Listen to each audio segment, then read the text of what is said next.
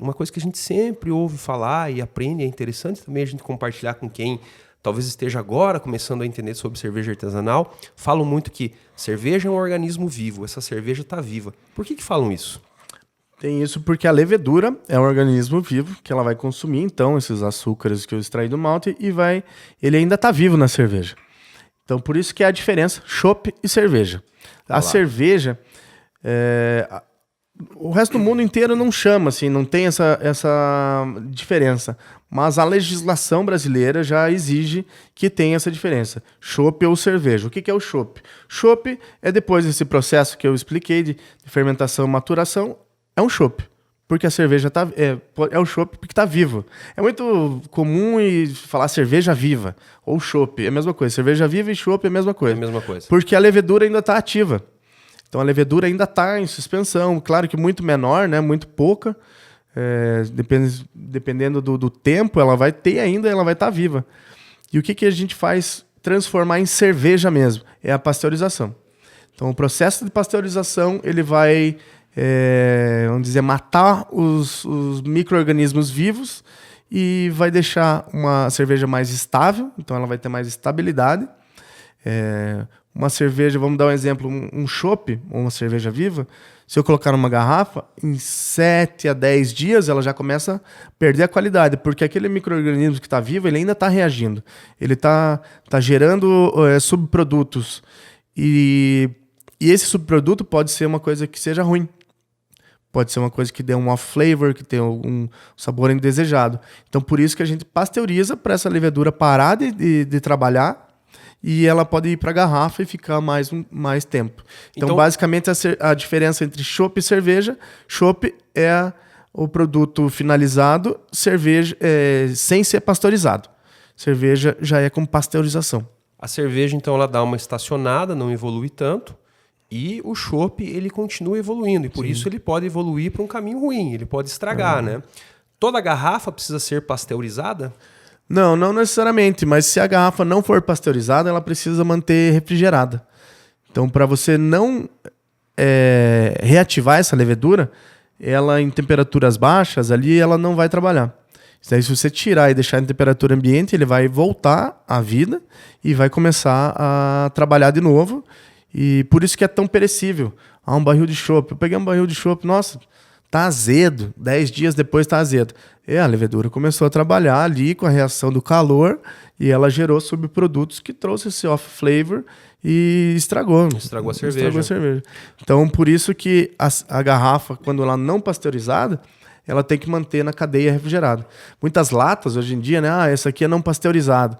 Você tem que fazer todo o processo dela numa rede refrigerada. Quer dizer, o transporte dela, se você quiser vender uma cerveja em garrafa ou em lata que não é pasteurizada lá no Armazém do Malte, ela tem que chegar até o teu bar num roteiro e num caminhão especial no qual ela venha refrigerada, né? Sim.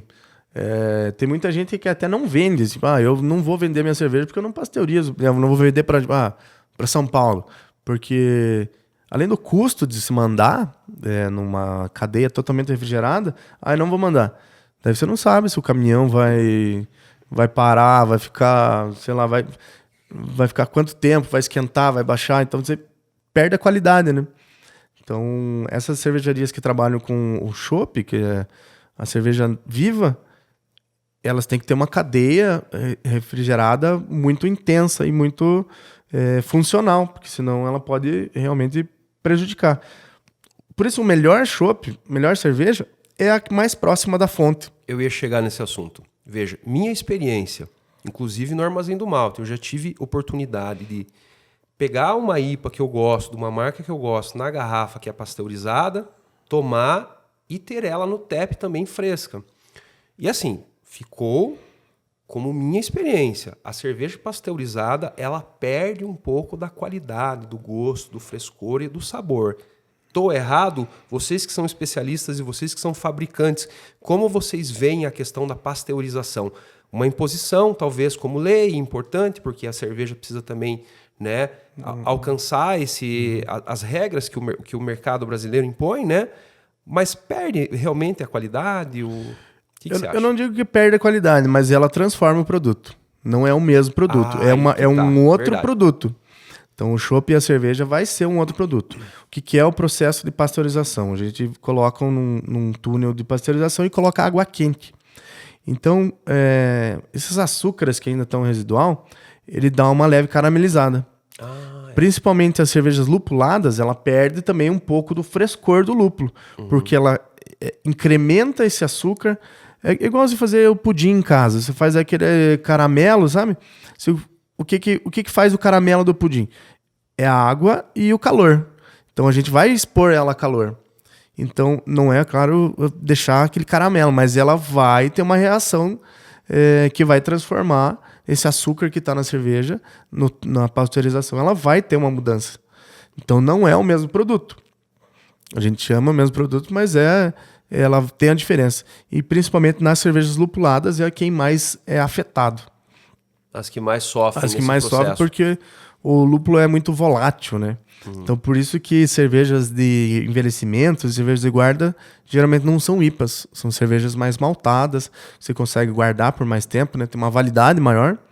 As cervejas maltadas, elas são uma validade menor. Porque a qualidade do lúpulo é o frescor.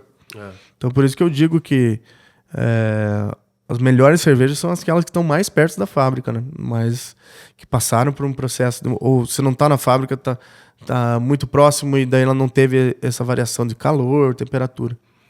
Então, quanto mais fresco... Algumas cervejas, é claro, né? Pilsen, IPA, APA... Quanto mais fresca, melhor.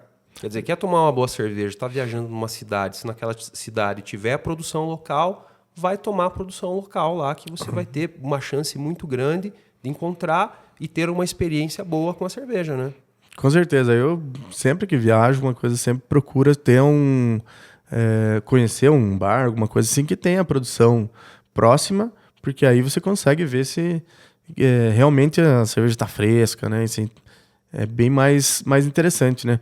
Imagina uma cerveja que é feita, vamos dizer, lá em Salvador, que vai passar tanto tempo em caminhão, agitado, troca de temperatura. Não vai ter a mesma qualidade que uma que você conheceu aqui num bar da região. Obrigado por ter assistido esse corte do podcast Vitão e Companhia. O link para o episódio completo está aqui embaixo, na descrição. Se inscreva no canal e ative o sininho.